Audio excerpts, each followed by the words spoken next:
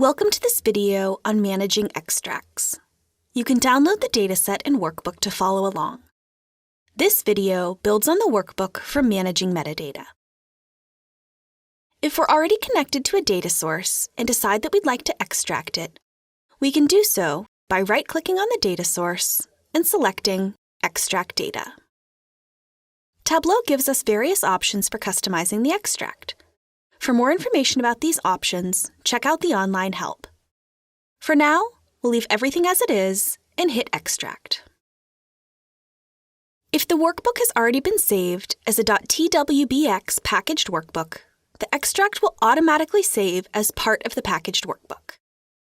If the workbook has been saved as a .twb or hasn't been saved yet, we'd be asked where to save the Tableau data extract file, .tde.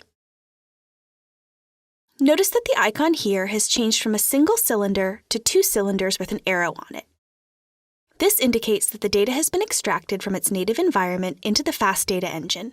The original data is untouched. We can also see that the data has been extracted by right-clicking on the data source and noting that the Use Extract option is checked.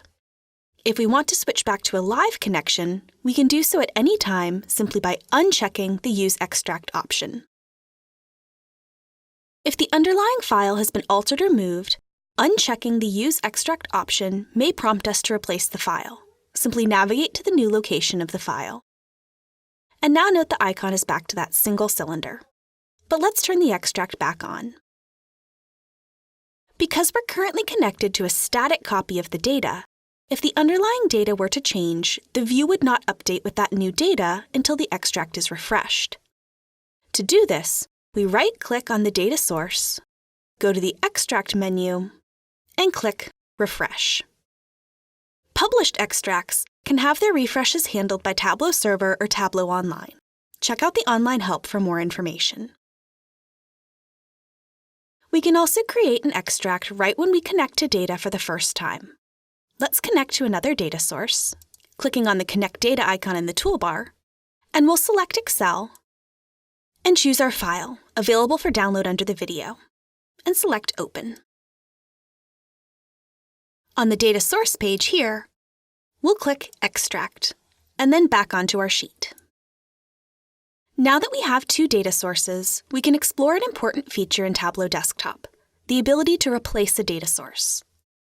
This process is great to know if, for example, you're using a local extract to build up a proof of concept before switching to a live production environment. We have 2 data sources.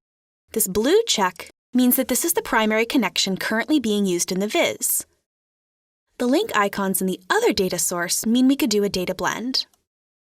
To swap these out, we'll right-click on a data source and select Replace Data Source. We can easily see how the replacement will happen, and we click OK. Since we don't need the original data connection, we can close it by right-clicking and selecting Close. I'm sure you've noticed that there's a red pill outlining our average discount and a red exclamation mark next to our discount field. Looking above, we see there's another field called Disc%. This is the same data as discount, just named something different in the second file.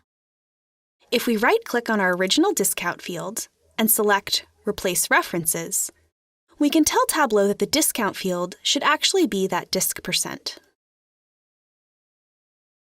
Now the warnings are gone, though we may need to re-establish the default aggregation.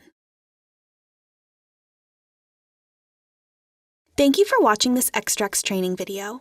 For more information on working with data sources, check out the video on publishing and saving data sources.